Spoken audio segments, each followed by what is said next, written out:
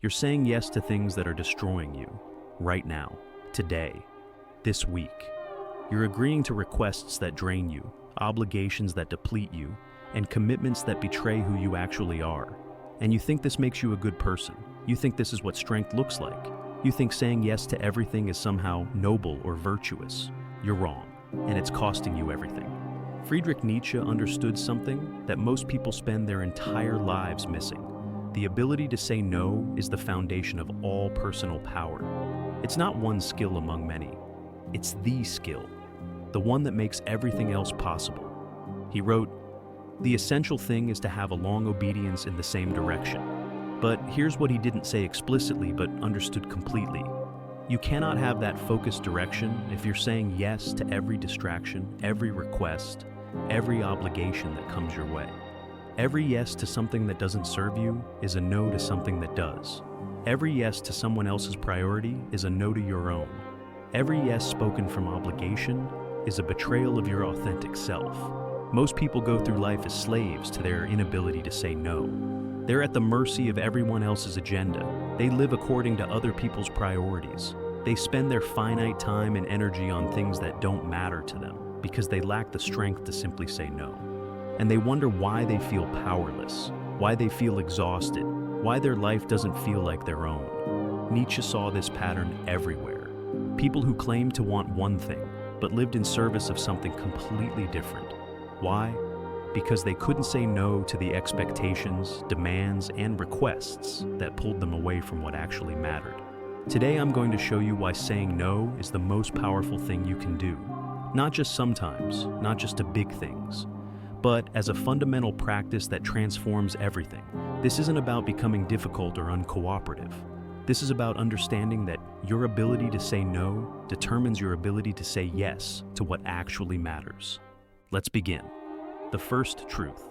Every yes you give costs you something you can never get back. Here's what most people don't understand about saying yes. It's not free. It's not neutral. Every single yes you give costs you something precious that you can never recover. Time, energy, attention, opportunity. When you say yes to covering someone's shift at work, you're saying no to rest, to your side project, to time with people you actually care about. When you say yes to serving on another committee, you're saying no to focused work on your actual goals. When you say yes to helping someone move, you're saying no to whatever you would have done with that day. Nietzsche would tell you, understand that your life is finite. You have a limited amount of time, a limited amount of energy. Every yes is an investment. The question is whether you're investing wisely or squandering your resources on things that don't matter. Most people treat their yes like it's unlimited, like they can say yes to everything and somehow still have enough for what matters to them. This is delusional. Think about last week. How many times did you say yes to things you didn't actually want to do? How many hours did you spend on obligations that drained you? How many requests did you agree to because you felt like you couldn't say no? Now add up those hours. That's time you'll never get back, gone forever, spent on things that probably don't align with your actual values or goals. And here's the brutal part. You probably didn't even enjoy most of those yeses. You probably felt resentful while doing them. You probably wished you hadn't agreed, but you did it anyway because you lacked the strength to say no. Nietzsche understood that strong people are selective about their yeses. They understand that every yes is sacred because it costs them something irreplaceable. Weak people say yes to everything because they don't value their own time and energy enough to protect it. Let me show you what I mean. Strong person gets asked to help with something. Let me check my priorities and get back to you.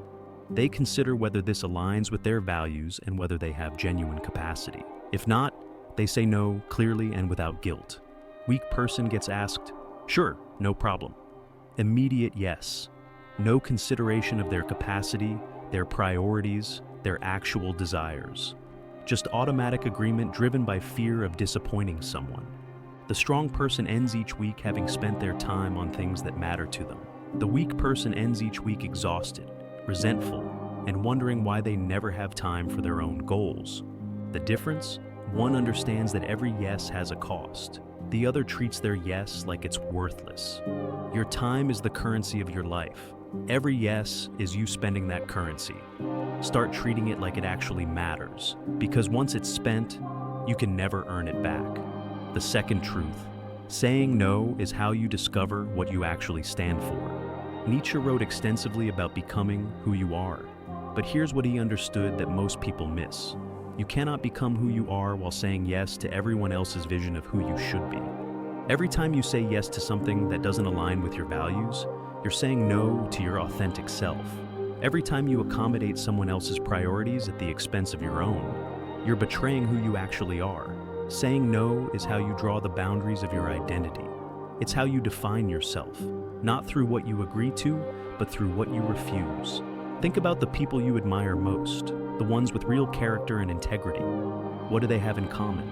Clear boundaries, strong values, the ability to say no to things that don't align with who they are. They're not people pleasers. They're not endlessly accommodating. They're selective about what they say yes to, because they know who they are and what they stand for. Now think about people who seem to have no real identity. The chameleons, the people pleasers. What do they have in common? They say yes to everything. They accommodate everyone. They have no clear boundaries or values that they enforce. They're whoever they need to be in the moment, because they've never practiced saying no. They've never had to define who they actually are. Nietzsche would tell you, you discover yourself through refusal, through saying, "This is not me," and "I don't stand for that," and "No, I won't do that." Every no is an act of self-definition. You're declaring a boundary, you're stating a value, you're showing the world and yourself what you will and won't accept. Let me give you examples. Someone asks you to compromise your ethics for profit. Your number reveals that you value integrity over money. Someone asks you to spend time on something meaningless to you. Your number reveals what you actually find meaningful. Someone asks you to betray your own needs to accommodate theirs. Your no reveals that you have self-respect. But if you never say no, if you accommodate everything, you reveal nothing. You stand for nothing. You are nothing but a mirror reflecting back whatever others want from you. Here's what's probably happening in your life. You don't have a clear sense of identity. You don't know what you really stand for because you've never practiced defending it. You've never had to say, "No, that's not who I am," because you just accommodate everything.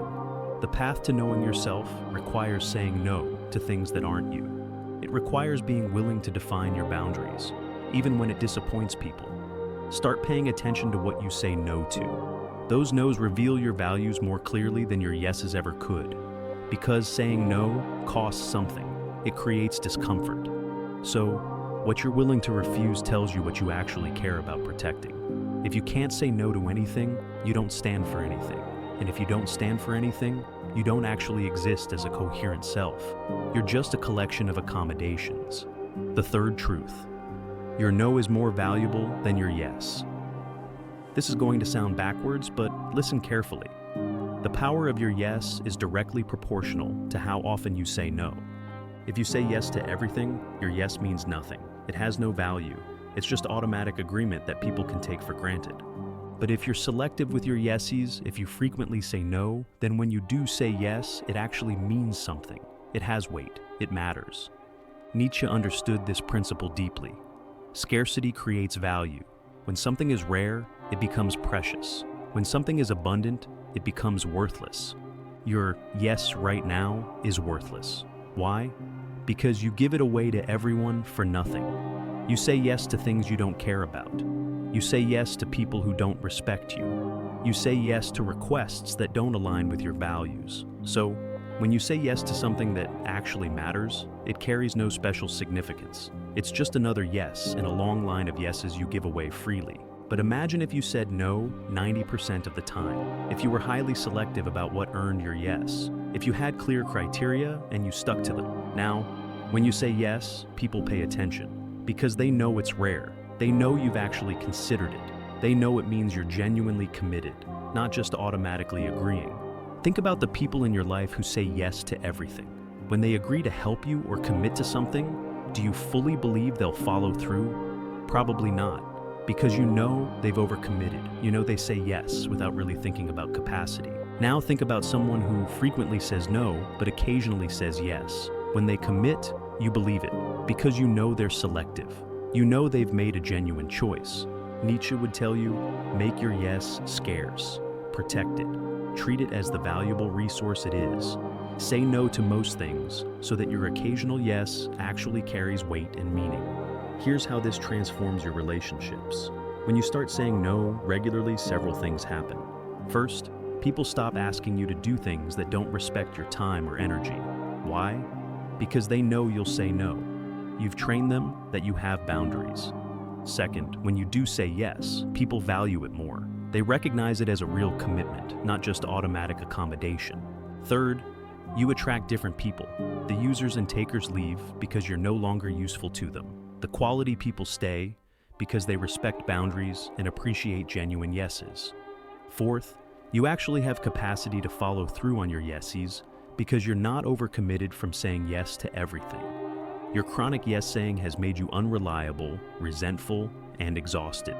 Your number makes you powerful, respected, and able to genuinely commit when you choose to. Stop devaluing your yes by giving it away freely. Make people earn it. Make yourself earn it by only saying yes to things that genuinely align with your values and priorities. The fourth truth: no is a complete sentence. Stop explaining yourself. Here's where most people fail at saying no. They think they owe everyone an elaborate explanation. They think no isn't valid unless it's justified, explained, defended.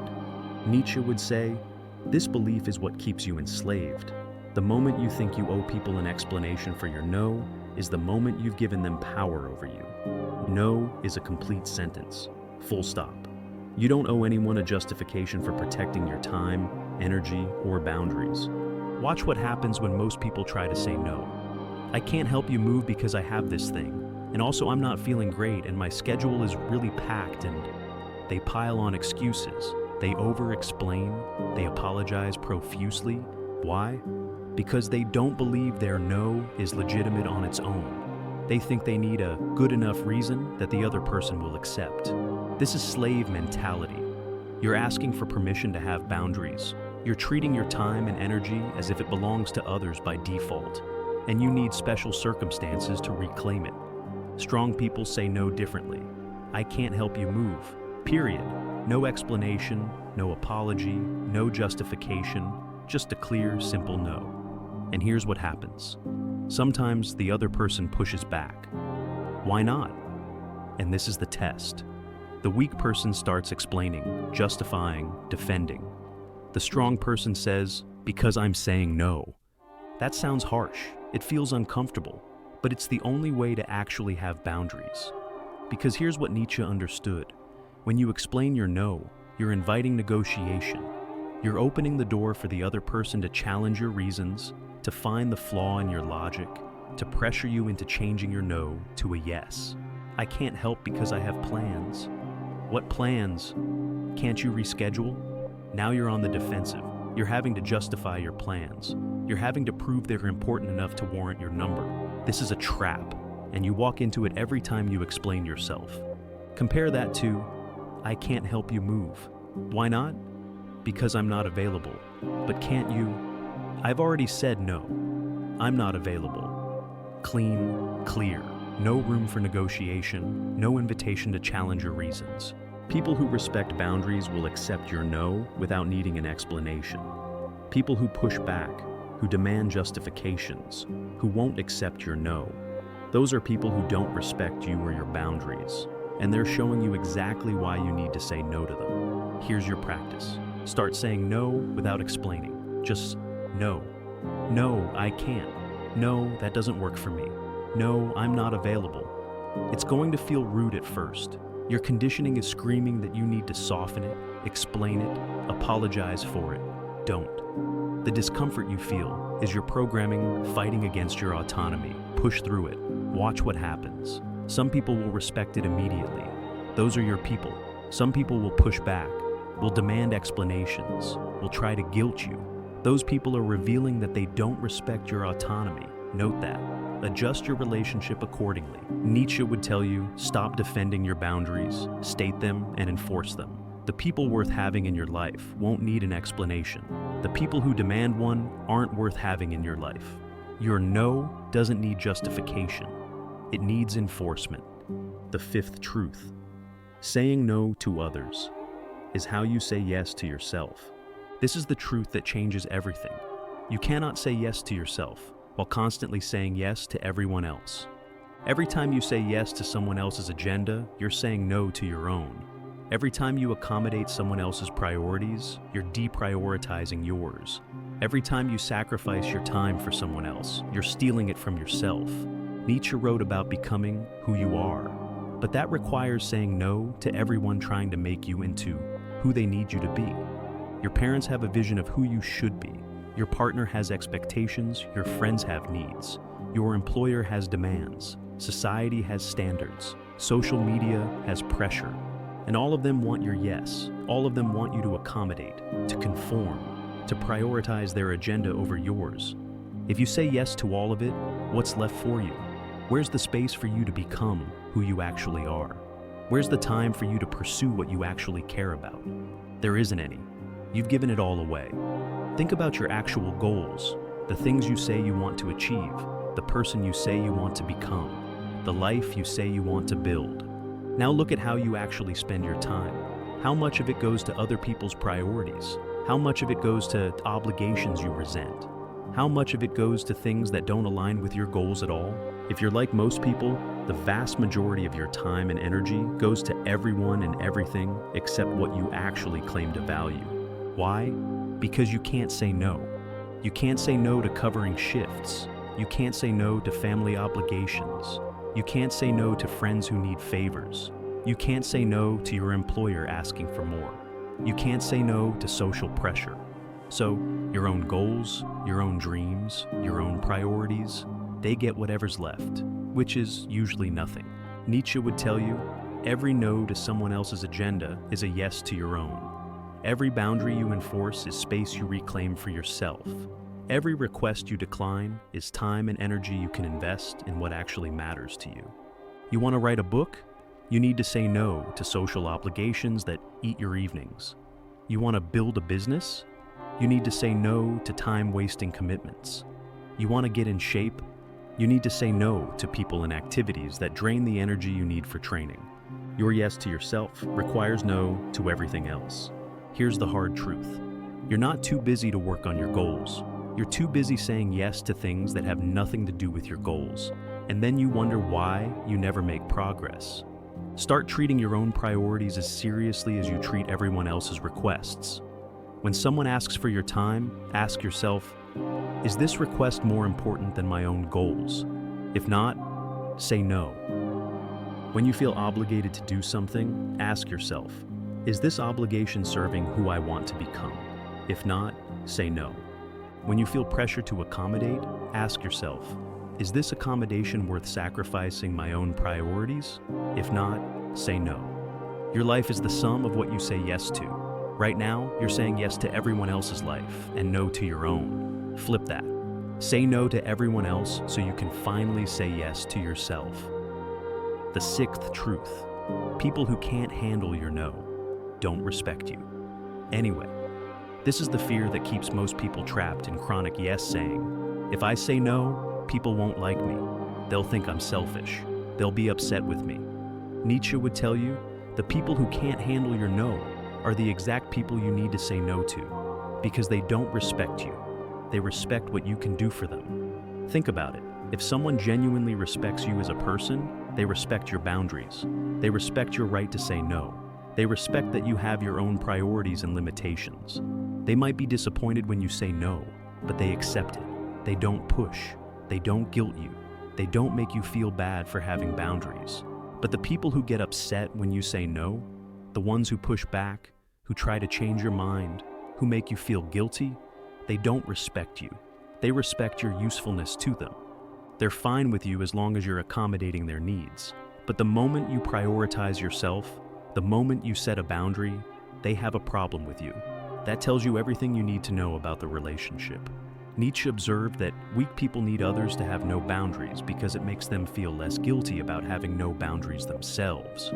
Your accommodation enables their selfishness. Your yes makes them feel entitled to unlimited access to your time and energy. When you start saying no, you're disrupting that dynamic, and they don't like it. Watch what happens when you start setting boundaries with people who are used to unlimited access. They'll push back. They'll accuse you of changing. They'll say you're not the person you used to be. They'll call you selfish. Good. They're right. You are changing. You're becoming someone with self-respect and boundaries. And they're upset because the version of you that had no boundaries was more convenient for them. Let them be upset. Let them call you selfish. Let them think you've changed. Because the alternative is continuing to sacrifice yourself to maintain relationships with people who only value you for what you can do for them. Real friends, real partners, real family who actually care about you. They'll respect your boundaries. They might not always like when you say no, but they'll accept it. They'll appreciate that you're taking care of yourself. The users, the takers, the manipulators, they'll push back hard because your boundaries threaten their access to you. Nietzsche would say, their reaction to your no tells you everything about whether they deserve your yes. If someone respects your no, they might deserve your occasional yes. If someone can't handle your no, they don't deserve access to you at all. Stop being afraid of people being upset with your boundaries. Their upset is information. It's showing you who they really are and what they really value about you. The people worth keeping will stay. The people who leave when you start having boundaries were only there to use you anyway. Good riddance. The seventh truth. Your no protects your yes. Without boundaries, commitment means nothing. Here's something that might surprise you. Saying no is what makes your commitments possible. Without the ability to say no, you can't truly commit to anything because commitment requires focus, time, and energy. And if you're saying yes to everything, you have none of those to give to what you've committed to. Nietzsche talked about long obedience in the same direction, sustained commitment to something meaningful. But that's impossible if you're constantly distracted by obligations you can't say no to. Think about someone who's achieved something significant, built a successful business, written a book, mastered a skill, created something meaningful. What did they all have to do? Say no, constantly, to distractions, to requests, to obligations that didn't serve their commitment. You can't write a book while saying yes to every social invitation. You can't build a business while saying yes to every request for your time. You can't master anything while saying yes to every distraction. Your commitment requires protection, and saying no is how you protect it. Every yes to something that doesn't serve your commitment is a betrayal of that commitment. Every obligation you take on that pulls you away from your focus is you choosing that obligation over your stated priority. Here's what this looks like practically. You commit to getting in shape. That commitment requires time for training, energy for workouts, focus on nutrition. But you can't say no, so you say yes to late nights out, yes to covering extra shifts, yes to stressful obligations that drain your energy, yes to social events centered around unhealthy food. And then you wonder why you're not making progress on your fitness goals. It's not lack of commitment, it's lack of boundaries. You committed to fitness, but you didn't commit to saying no to things that undermine that commitment. Nietzsche would tell you, your commitments are only as strong as your ability to say no to everything that threatens them. Want to commit to your relationship? You need to say no to things that steal time and energy from your partner. Want to commit to your career growth? You need to say no to activities that don't develop relevant skills. Want to commit to your mental health? You need to say no to people and situations that damage it. Your yes to a commitment requires thousands of no's to everything else. This is why people who can't say no never achieve anything significant. Not because they're not talented or capable, but because they can't protect their commitments from the constant assault of requests, obligations, and distractions. They commit to things with their words, but betray those commitments with their yeses to everything else. Start thinking of every no as protection for your yes. Every boundary you enforce is space you're creating for what you've committed to. Every request you decline is time and energy you're preserving for your priorities. Without no, your yes is meaningless. It's just noise. It's an intention with no protection. Your commitments deserve better than that. They deserve the protection that only saying no can provide. The eighth truth, saying no, now prevents resentment later. Here's the pattern that's probably destroying your relationships right now. You say yes when you mean no. You accommodate when you don't want to. You agree when you'd rather refuse. And then you resent it. You resent the person who asked. You resent yourself for saying yes. You resent doing the thing you agreed to. That resentment poisons everything. Nietzsche understood that unexpressed no's don't disappear. They transform into bitterness, resentment, and passive aggression. You say yes to helping someone move, but you didn't really want to. You just couldn't say no. So, the entire time you're helping, you're resentful. You're going through the motions, but making sure they know you're unhappy about it. You're doing them a favor, but making it cost them in guilt and discomfort. Is that actually helping? Is that actually kindness? Or you say yes to covering someone's shift, but you're resentful about it. So, you complain to other coworkers. You make passive-aggressive comments. You do the work, but you make sure everyone knows you're put out. Is that better than just saying no? Nietzsche would say, a clear no is kinder than a resentful yes. It's honest. It's respectful. It doesn't create the toxic dynamic of agreeing to something while radiating resentment about it. When you say no, honestly, the interaction is clean. Yes, the person might be disappointed, but they can move on. They can ask someone else. They can make other plans. When you say yes resentfully, you poison the interaction. You make them feel guilty for asking. You create tension. You damage the relationship. And the worst part, the resentment accumulates. Every yes you give when you mean no adds to the reservoir of bitterness you're carrying around. Eventually you explode. Something relatively minor happens and you have a completely disproportionate reaction. And the other person is confused because, from their perspective, you've always been fine with everything. You never said no.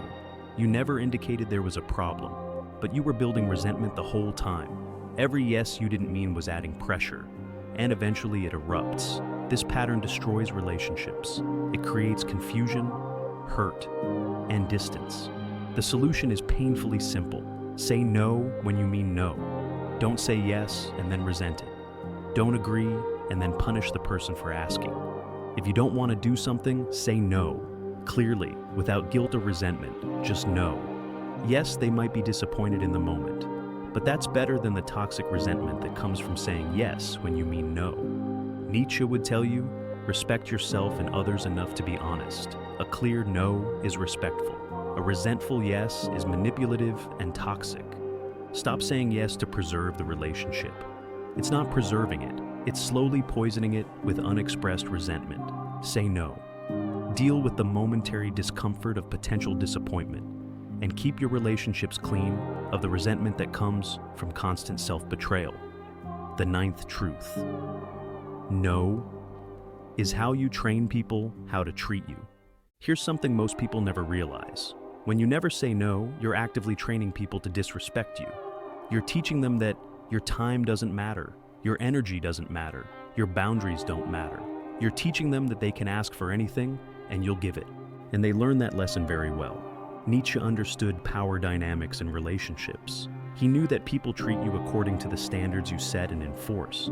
If you set no standards, if you never say no, people will treat you according to what benefits them. Not because they're bad people, but because you've shown them that's acceptable. Think about the people in your life who take advantage of you, who ask for favors constantly, who cancel on you but expect you to never cancel on them, who take your time for granted. Did they start out that way? Probably not. You trained them into it. The first time they asked for a favor, you said yes. The first time they canceled plans, you said it was fine. The first time they disrespected your time, you accommodated. Each yes was a lesson. This behavior is acceptable. Each accommodation taught them. You don't value yourself enough to push back. Over time, they learned exactly how much they can take from you, because you showed them through your inability to say no. Now you resent them. But it's not entirely fair. You taught them to treat you this way. Nietzsche would say, people respond to the boundaries you enforce, not the boundaries you wish you had. If you wish people respected your time, but you never say no when they waste it, they won't respect your time. Why would they? You've demonstrated through your actions that your time isn't valuable enough to protect. If you wish people reciprocated, but you keep giving without expecting anything back and never saying no, they won't reciprocate. You've trained them that the relationship is one-directional. Here's how you change this. Start saying no. Consistently. When people ask for things that don't work for you, say no. When people treat your time as less valuable than theirs, say no. When people take without giving, say no to further taking. At first, they'll push back. They're used to unlimited access. Your no disrupts that. They won't like it. Hold the line anyway. Because you're retraining them. You're teaching a new lesson. I have boundaries. My time and energy are valuable. I'm selective about what I say yes to. Some people will adjust. They'll learn to respect your boundaries. Those are the people worth keeping. Some people will refuse to adjust. They'll get upset. They'll pull away. They'll accuse you of changing. Let them. They were only there because you had no boundaries. They don't want a relationship with you. They want unlimited access to what you can do for them. Nietzsche would tell you, stop resenting people for treating you exactly how you've trained them to treat you. Start setting different standards. Enforce them with consistent numbers. And watch how your relationships transform. The users leave. The quality people stay and respect you more. And new people who respect boundaries are attracted to you because you actually have some. Your number is how you teach people that you respect yourself. And people who respect themselves attract respect from others. The 10th truth. Your life belongs to you. Stop asking permission to live it. This is the ultimate truth that ties everything together. Your life is yours. Not your parents', not your partner's, not your employer's, not society's, yours.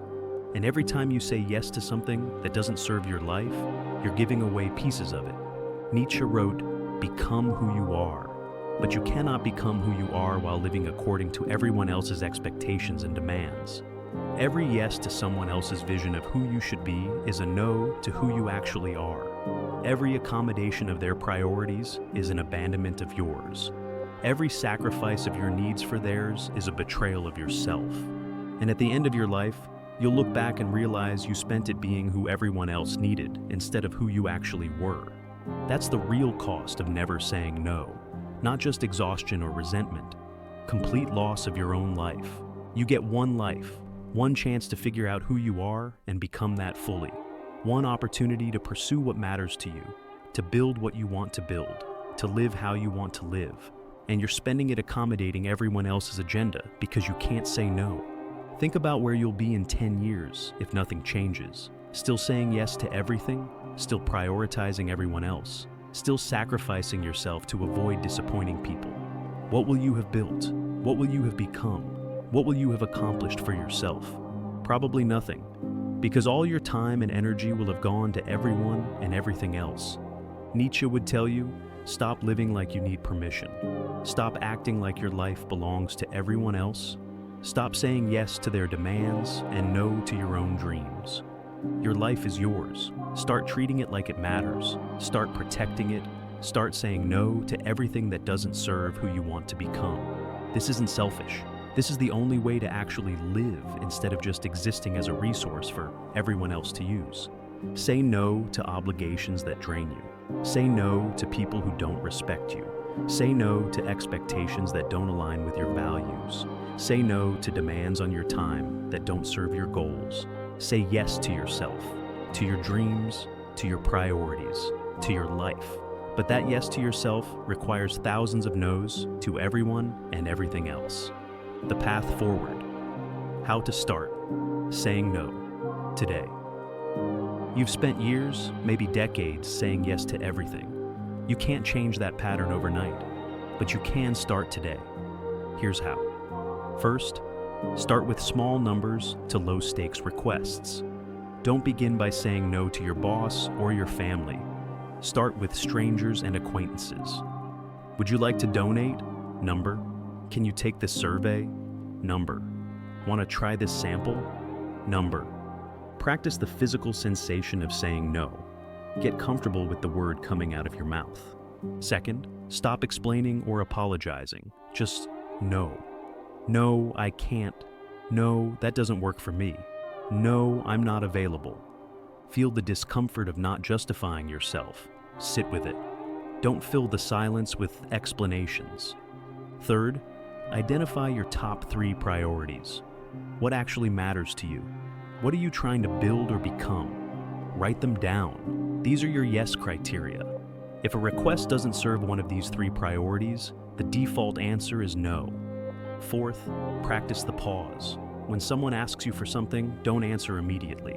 Say, "Let me check my schedule and get back to you." This gives you space to actually consider whether you want to say yes instead of automatically agreeing out of habit or fear. Fifth, expect pushback and prepare for it. When you start saying no, people who benefited from your yes will push back. Have a response ready. I understand you're disappointed, but my answer is no. Repeat as necessary. Don't engage in debate. Sixth, track your numbers. At the end of each week, write down every time you said no. Celebrate it. Each no is you protecting your life and priorities. Seventh, notice how you feel after saying no. Yes, there's initial discomfort, but notice the relief, the sense of integrity, the feeling of self-respect. That feeling is you honoring yourself. Let it reinforce the behavior. The power is yours, but only if you claim it. Nietzsche's message to you is clear. You have one life. It's finite, it's precious, and it's yours. Every yes you give to something that doesn't serve you is a theft from yourself. Every accommodation of others at your expense is a betrayal of your potential. The power to change this is in your hands. It's in your mouth. It's in one simple word, no. Say it more. Say it clearly. Say it without apology or explanation. Say no to requests that don't align with your priorities. Say no to people who don't respect your boundaries. Say no to obligations that drain you. Say no to expectations that betray who you are. And in doing so, say yes to yourself, to your dreams, to your potential, to your life. The strongest thing you can do is protect what matters by refusing what doesn't. Stop being available to everyone and become available to yourself. Stop saying yes to them and start saying yes to you. Your life is waiting, but it requires you to say no to everything that isn't it. Start today. Start now. Start with the next request that comes your way. Say no and reclaim your life.